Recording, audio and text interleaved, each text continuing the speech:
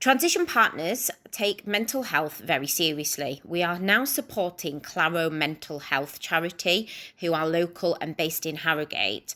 We are working closely with Richard Kenny, who is the IT director at TechBuyer. Claro operates as a commercial workshop making goods for businesses which enable those with long-term mental health conditions to function in a voluntary real work environment. We would love it if you can join us in supporting this amazing cause and charity and donate what you can. Any amount would be greatly appreciated. Thank you very much, and thanks to all our listeners.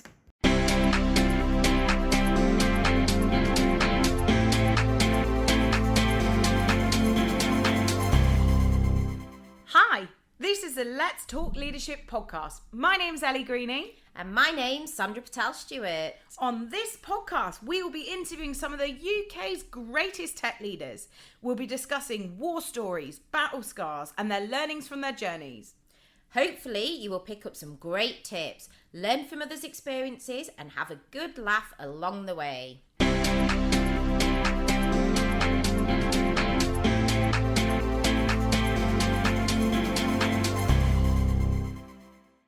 Everyone, and welcome to the Let's Talk Leadership podcast. So we've got an extremely exciting guest on the show today. It's Dr. Sophie Chung. So Sophie is the CEO and founder of Qunomedical, a digital health platform with a focus on medical travel that helps patients find the right doctor anywhere in the world. After studying medicine, Sophie then decided to switch into the business world and worked at McKinsey & Company, where she later moved into the startup life with ZocDoc and now runs her own successful startup. Sophie is a passionate, proactive leader, and we're looking forward to hearing more about her interesting journey today.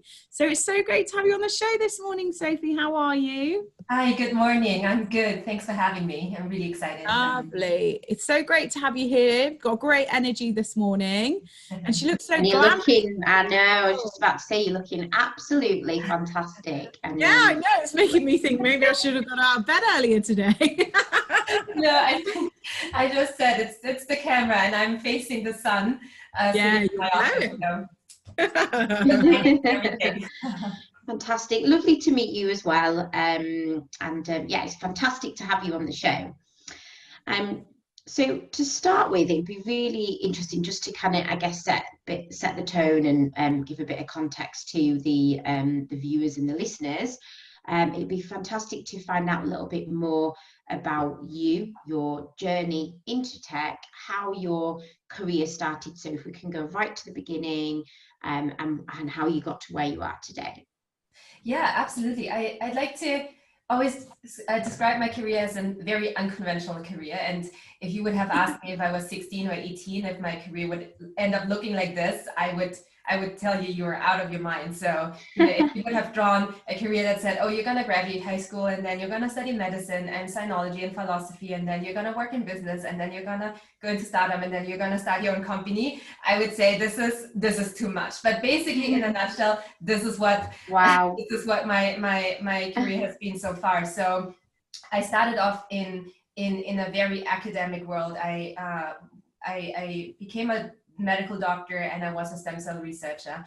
And soon after that, I decided to basically join the dark side and went into business and worked for a management consulting company, a McKinsey & Company. And it was basically just a coincidence of an opportunity that has opened for me. And I just said yes, because I was interested and curious what that would hold for me. And during that time, I decided to move into tech, because that was the time when kind of tech, that was kind of around 2010 to 2013.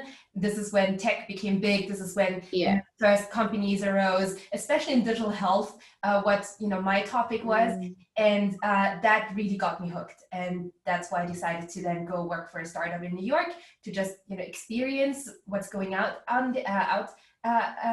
And during that time, I decided to start my own company because there was no product I personally like to use when I was looking for doctors. I was like, I'm just gonna go and do it myself. Fantastic, amazing, yeah, a very impressive journey. So, so you said that you decided to go to New York and work for a startup.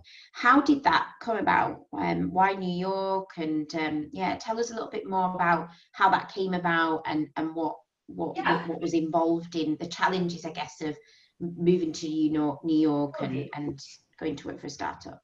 So I've never really been stuck to a place. So I was never a person who said, I have to live here or I cannot live there. So, and when you look at where I've lived in kind of up until now, I've moved around basically and lived on almost every continent except for Africa and South America.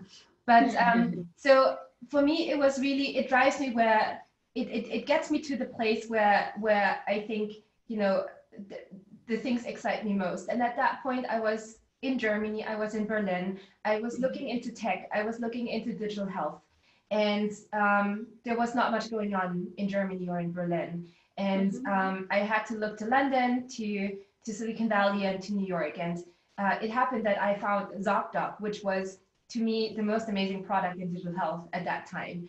And I knew I wanted to work for this company because I wanted to be in a place where I could learn, where I could be fascinated by, the product that is being put out there. So when I was still working at McKinsey, I decided to leave and I wrote one application, and that one application went to ZocDoc. I didn't even try to, get a different job somewhere. I was like, I want to work there.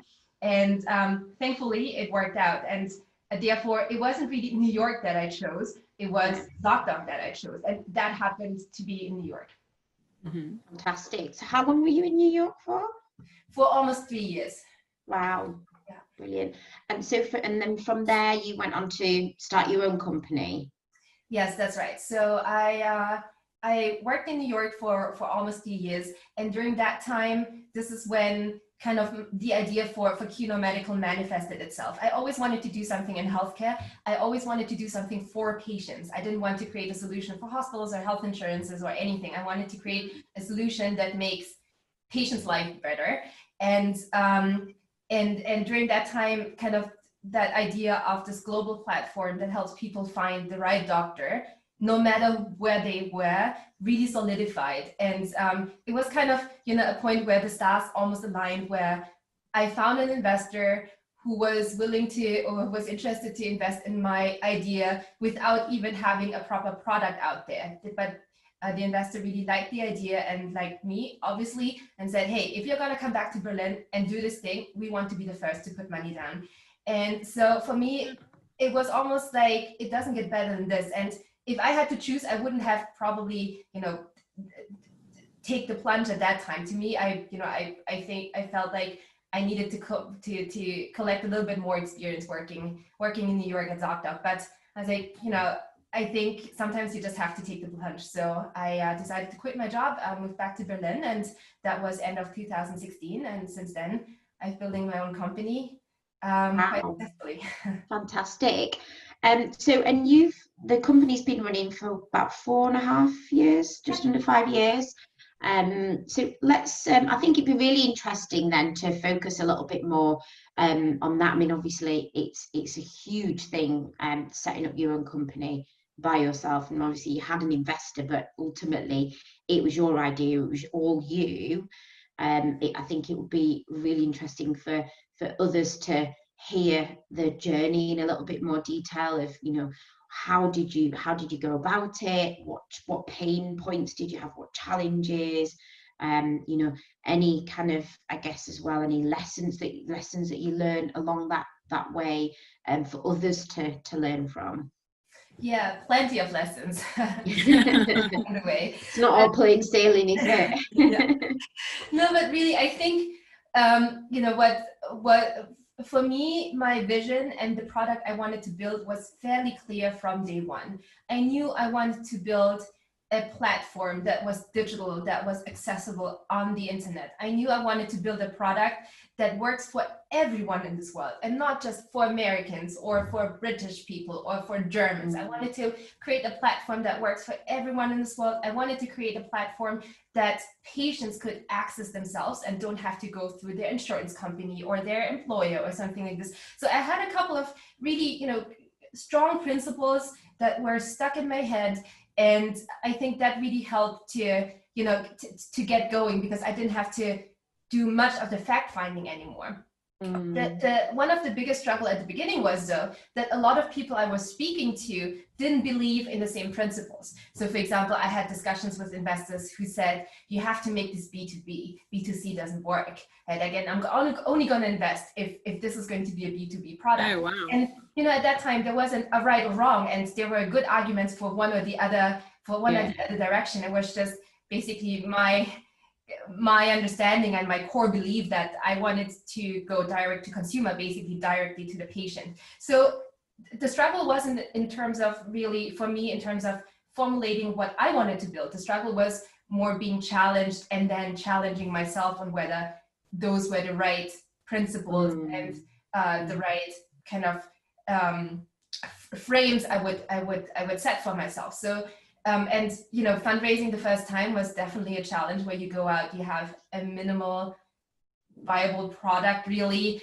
and a lot of people, basically most people who you speak to, will tell you that it's not going to work. So I went out and said, hey, I want to create this global platform for every patient, and they can find the perfect doctor for them, and it's going to be free for patients because we're going to charge the doctors in the hospitals. What do you think? And people would go like, yeah, that sounds like a good idea, but I don't think that's going to work.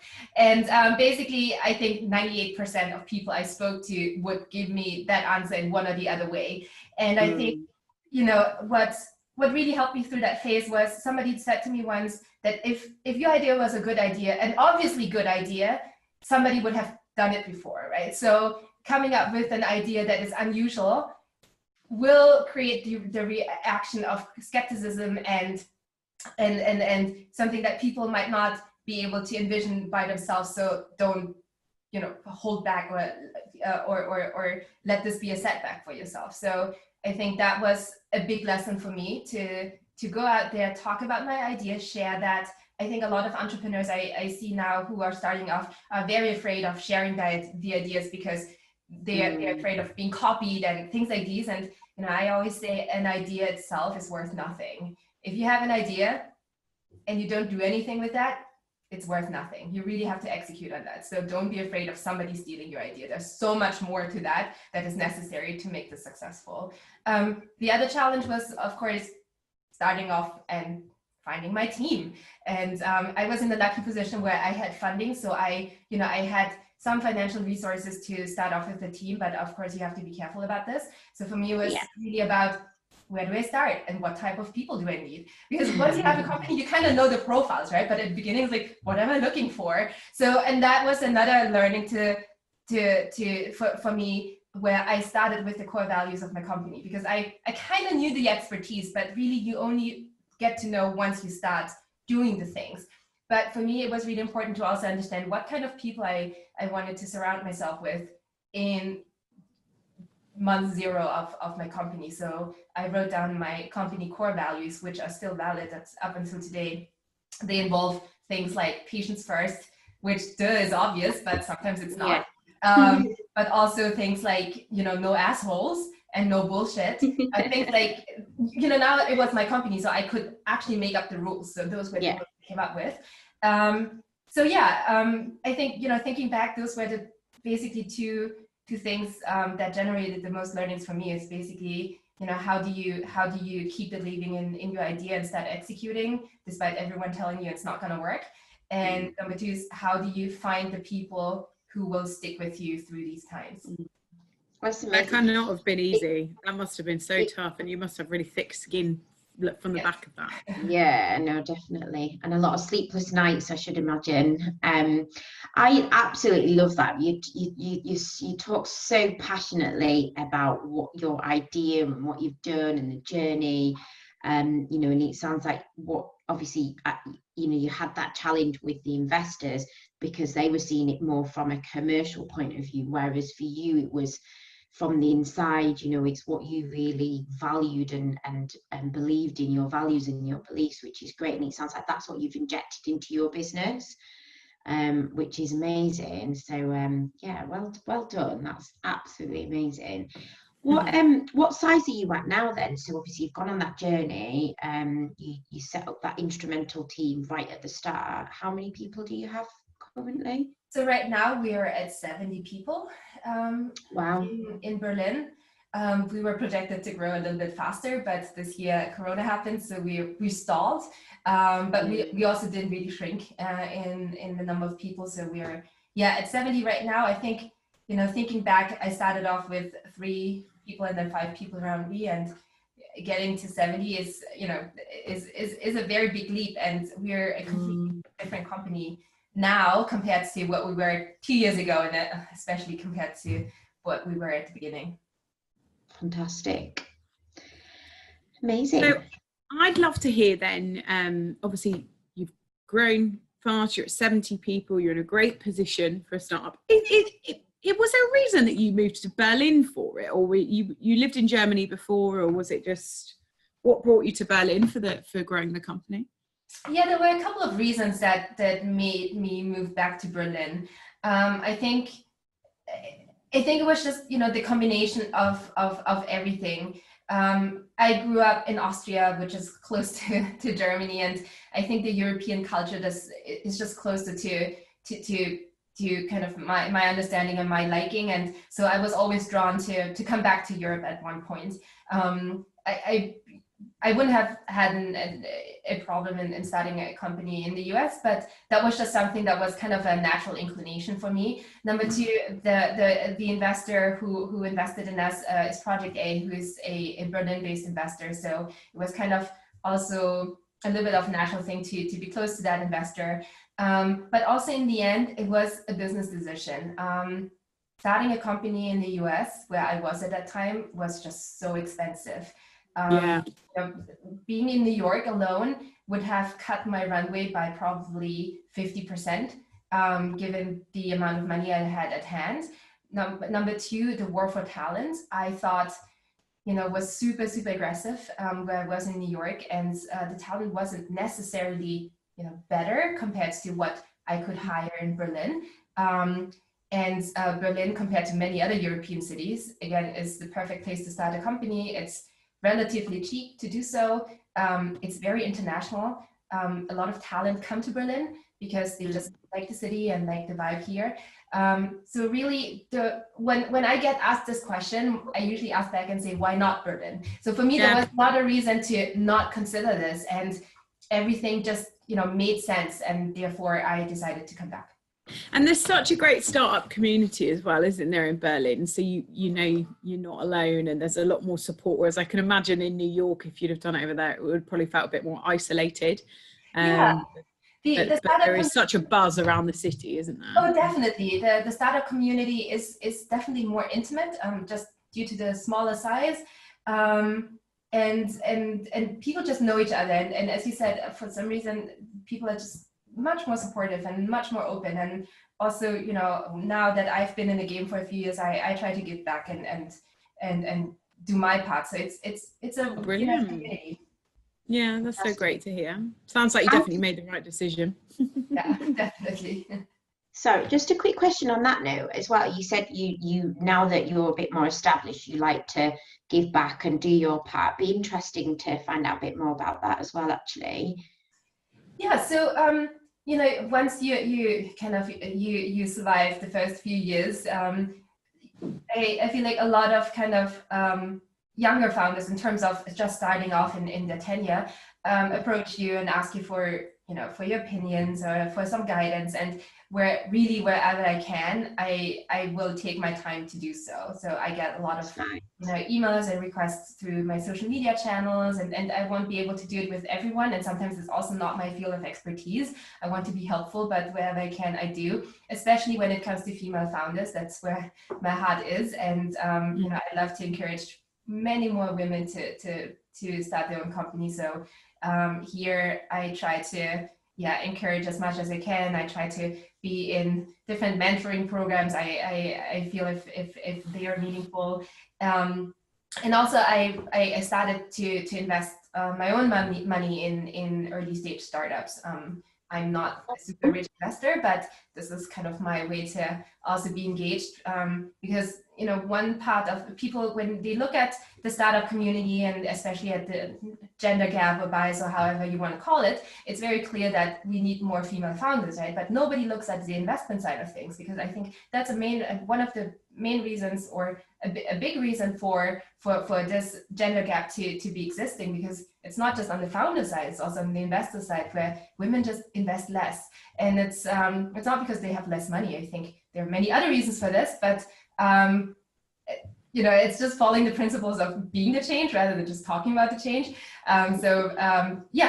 I also started to invest, and some were quite successful and some were not, but that's part of the game.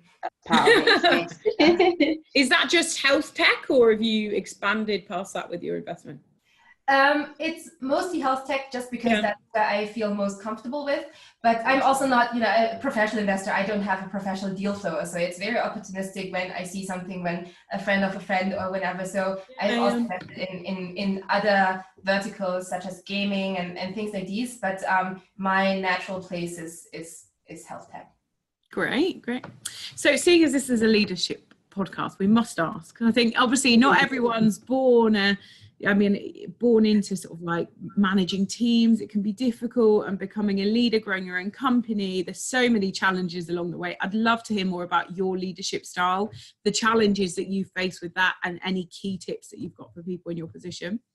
Yeah, I mean, I work in management consulting, and I feel like this is where the topic of leadership is being beaten into you. So I've been, you know, thinking a lot about this in my early career days. And for me, it was always clear, and that might just sound like a phrase, but I really mean it. It's leadership is a mindset, and leadership is an attitude, and it's not a rank, or it's not a position in a company. So I think, you know, leaders you find everywhere, not just at work. You find leaders in your family, you find leaders in your circle of friends, you find leaders also at work. But for me, leadership is just so much more than being the boss of somebody or being the manager of somebody. A leader to me is somebody you can look up to, and somebody that who inspires you to do other things. And therefore, you know, you can find leaders everywhere, and everyone can be a leader, and not always those, you know, North Stars of leaders. I think, you know, you can inspire people around you in smaller things, and this is where leadership starts, where you are a role model, where you try to, you know, influence people to do good. And that's kind of, you know, if to summarize this is my leadership philosophy. I don't go out there and say, oh, I'm the CEO and founder of my own startup, and therefore I'm a leader. Being the CEO and founder it's a position, and you will have people working for you. But for me, true leadership is when you make people follow you because they want to, and not because they have to. And that takes so much more. I think that takes so much more in terms of how you interact with people, how you put yourself out there, what you talk about, the topics that are near and dear to your heart. And all of that, and it's an ongoing process. I wouldn't see myself as I don't know, a natural born leader or something like this. It took a long time to get myself to where I am, and I'm by far not where I want to be, and I don't think I will potentially get there. But for me, being a leader is also a constant learning process to work on yourself and to excel and become a better person every day. Yeah, I agree with that. Brilliant. So I think it will be really important to find out a little bit more about where you're at with the business right now. As you say, the past year has been a challenge for everyone. So it'd be interesting to find out how you've had to pivot the business during the current climate. Or obviously a lot of what you provide, the services you provide, is people traveling to doctors anywhere and hospitals anywhere. So all of that's had to go on hold. So finding how the business has had to pivot, but also as well, like how you've motivated your team through that time, because that's certainly a challenge that a lot of leaders are having right now. Yeah, definitely. I think that's the biggest challenge I've faced so far in kind of my professional career. And just to recap, so on Qunomedical, people book medical procedures mostly abroad and travel abroad for medical treatments, right? So being in healthcare and requiring travel, it's basically being hit by a double whammy during this Corona crisis. I think, when it started off and me being like brought back to being a scientist and looking at the facts, I have to admit, I was among the people back in January and February who said, Corona is not gonna, disturb anything here at Quno. We will go about it just as business as usual. This is like a flu when you look at the facts and the data, and nobody's gonna panic. And then a few weeks later, the panic. Exactly. So, but also there was a new fact base, and so that was mid-March. And mid-March was also exactly the time where I had my baby. So I had my due date exactly when Corona broke out. And so, everything came together from a business perspective, but also in my private life. I had to manage both at the same time, and basically, putting a baby into earth, but also steering my company through this crisis. And for me, it was clear when Corona became a topic. For us as a business, we had to act when all the flight bans were put into place, because this is when we knew that our patients who have booked treatments with doctors in other countries won't be able to go and receive their treatments. Even if they wanted to go, it was impossible. Right? And that was the point of where we said, okay, now we really have to act, and we have to act fast.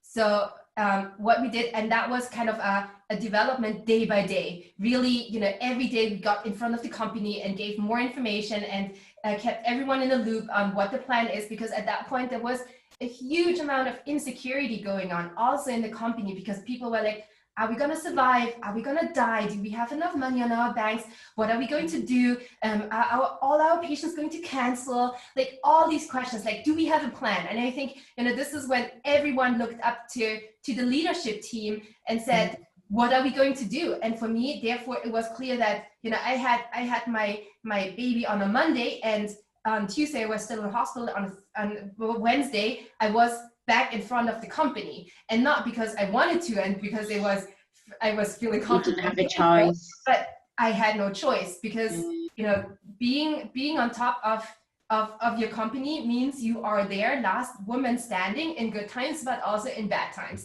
And so it was really a constant decision making in terms of cutting costs down, meaning our marketing money, putting parts of our team on short-time work because all of a sudden we didn't have traffic anymore, adjusting our strategy from we were on a growth path. Every month we were hitting higher targets, and all of a sudden we couldn't anymore. But we wanted to do meaningful things with our time, but it was clearly not market growth, but more strategic things, and investing more in our technology, in our product and things like these. But that all required a lot of shift in thinking, a lot of decision making, a lot of communication. There were still people, we were 70 people, not everyone is on the same page. So there were still people in the company who didn't believe Corona was such a big crisis and didn't understand the sincerity of the situation. So we had to, make it really, really clear without sounding too dramatic in terms of, oh, we're gonna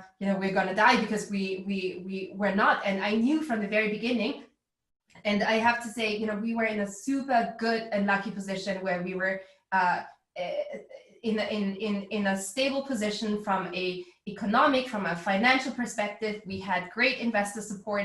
At no point I had to, I had an existential crisis when it came to Qunomedical. But that is something that not everyone had in my company. So I had to really transport this and in a very genuine and honest way, because a lot of leaders were going out there, especially in Berlin startups, I heard, who were basically lying to their staff, or pretending the situation was better than it was, and then a week later they had to lay off all the staff and things like this. So it was a lot of insecurity within the industry, and I think that was the biggest thing I had to deal with. And thankfully I have an amazing kind of management team around me so I wasn't alone. Thankfully we steered through the past few months. as projected. Really, we projected new kind of spendings and adjusted the business plan, and we basically hit that. And now I have to say the world seems to recover again. Planes are starting to fly. Patients are going to get their treatment again. Yes, really, fingers crossed. But you know, July is basically almost back to normal for us, which is faster than anyone would have expected. Yeah. But Yeah. that also shows how important healthcare is for a lot of people, and that, you know, that's the first that people will you know, get fixed again once the world goes back to normal. It's interesting as well, isn't it? Because I think that now, after everything that's happened, like, it's made people wake up and smell the roses and really look after their health, that we cannot carry on the way we're going, and that you need to, if you're not looking after yourself properly, that you need to. I also think kind of lockdown and the fact that people were at home and had a lot of time at their hands and think about their life and what they want to achieve. I think health and personal health started to become 100%. a much bigger priority for many people, because they started to realize that this is what, you know, they need to live a better life. I think that's what lockdown did, is pushed a lot of people into looking after themselves a lot more, and there's lots of positives that you know, that people can take away from that experience that we've all had this year, which is fantastic. Oh my God, I can't believe that you had a baby and then day 3 you were back in the office dealing with all this. Like, what a... That must have been awful. You Yeah, poor I don't recommend it to anyone. An emotional roller coaster. You must have, like... Oh my God, Is I mean, you're full of hormones when you have a baby. Like, it's not like you can control this. And, you know, I didn't sleep. I just had a baby. You know, my company needed to manage. That Friday evening at the end of the week, where I had another all hands meeting with my staff, I wanted to kind of keep them informed before I sent them into the weekend. I was in tears at one point, because I was just, you know, too much, and I was overwhelmed by my emotions, and I'm sure a lot of hormones were going crazy in my body. And I you know, I think, at the beginning I was kind of annoyed with myself that it happened, but there was nothing I could have done to avoid it. It just overcame me. But in the end, you know, looking back, I think that made everything real and genuine also for my staff, to see that we're not, you know, bullshitting. It's not, we're not making things up, and that the things we're talking about are absolutely genuine, and that this is a time where we have to get closer together and work together on something, so that we can get through this crisis and get out of it stronger than we went into it. Well done, you. Well done, Sophie. You know what, though? Your staff would have absolutely massively respected you for that, and that will go such a long way. It's I mean, I can't imagine too many people would have done the same thing in that position. So big, massive well done for doing that. Is it your first baby, or?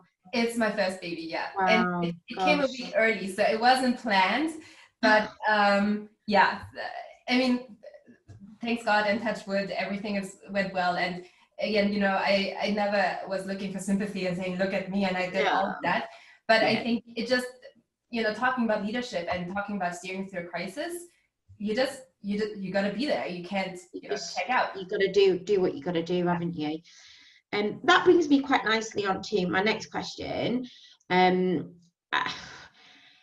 So you've set up a startup. You've gone through having a baby the same week that the pandemic hit the whole world, big crisis, and that was only in March. So your baby's what, 4 months old now, and it sounds like you're back in the thick of it all, and I don't know, maybe you never really fully stopped. What do you do to I mean, you look amazing. You look like you're on it, you're refreshed, you've got lots of energy about you. What do you do to manage all the stress and how do you switch off and can we bottle it and have some? Whatever you're taking, Sophie, send it over to the UK. I want some. I wish there was like a secret drink I have brewed in my fridge. But really, I think, so number one, doing what you love is really important, right? And the company that I've built and the fact that we're helping patients every day really gets me out of bed every day. So without a question. And I think no matter what you do, you don't have to start a company to be happy in your professional life, but really find something that you're passionate about. And of course, it's not every day is going to be a good day, but generally something that really motivates you to get out there and be productive. And I think that is a big component. I think if that wasn't the case, I would probably be in deep depression or so. Number two, having a great support system. I was never by myself. I had an amazing team at my company, but I also have an amazing family who got my back. And I think that also really helped me through it. My mom was here, my dad was here at the beginning when I left hospital. Now my parents-in-law are here. So I'm very blessed and fortunate that we have a family that can stick together and that is very supportive. But then also, I think what is also important is to find, and so I do my mini timeouts. So I don't really have to go on 3-week vacations to get fully recovered because I barely get to have this time. What is important for me is that during the day and during the week, I have times where I do my mini timeouts. And this can be Saturday mornings where I don't have to rush to get into my calls and meetings, where I just take an extra amount of time in the bathroom to get ready and pamper myself a little bit. This can be at the end of the day, reading a book, and sometimes I'm too tired to do so, just watching. And I have to confess, I'm a big fan of trash TV. So that just helps me to shut down my brain, shut down my brain. Me and too. It's amazing, right? It's just people always like, oh, trash TV, it just melts your brain and it's rubbish you. But for me, it's like this weird switch off thing where I don't have to think about anything. It's funny and like I'm like, yeah, I agree. It your brain, and you don't have to. It's not intellectually challenging. So since you're using your brain all day, you want to not use your brain. Yeah. At the end of the day. So things like these, I work out. I started to work out again after my pregnancy. Now I worked out late into my pregnancy because I am a big believer of physical health having to be balanced with mental health, and you can only be healthy in both places if you take care of both the same way. So those are kind of the little things where I just. That I started or I learned to instill in my day-to-day to not go crazy. Brilliant. Fantastic. I think it's so important to look after yourself, and like you say, real health is the balance between mental and physical and looking after yourself. So I couldn't agree more with that. It's been lovely hearing your story, but I'd always love to end the podcast with, you've been through, like we said, a bit of a roller coaster over the past few months, and hopefully it'll be completely smooth sailing here for you and the business, Sophie. But what are you excited about at the moment? What plans have you got for the business? What can we do? This year's been a bit of a standstill for most people. What can we do in the next 6 months, 12 months to get excited about what's coming? Yeah, well, I mean, in the immediate term and in the short term, I'm really excited for the world going back to normal, hopefully, and being able to, again, having a baby, I was very much on social distancing and things like these, just not because of me, but because, all of a sudden I'm responsible for some other person. And I'm really excited to kind of go back to normal, seeing people again, enjoying life, traveling. Also, my business going back to normal, being in touch with a lot of patients again, seeing my team again. I think, the lockdown and Corona really made me and probably many other people appreciate just the things we had in our basically normal day-to-day. Long-term, what my plan is for the business, I always say world domination. There's nothing that should keep us back in becoming or being the largest platform and helping the most patients in this world. And that's my goal, and that has never changed. So hopefully at one point we'll be the leader in the market and will be dictating what an amazing patient experience can look like. We have no doubt that no, definitely not. Look forward to seeing that happen, because I've got no doubt it will happen. Yeah, me too. It's been an absolute pleasure having you on this morning. You definitely set me up for the day. Me too. Given that energy and inspiration. Yeah, raring to go. So hopefully all the listeners will be too. If anyone's got any questions, Sophie, what's the best way for them to reach out? to you? Yes, I mean, I'm visible on most social media channels through LinkedIn or Instagram. Dr. Sophie Chung, very easy to find. Don't be a stranger. Please feel free to message me. I might not get back to you within the instant second, but I try my best to get back to everyone who approaches me, or Twitter as well. So whatever works for you, I'm out there. You can Google me very easily. Perfect. And hopefully both myself and Sandra will be coming over to Berlin in the next couple of months. So yeah, love to meet up with you whilst we're over there and catch up. Definitely. And meet your gorgeous baby.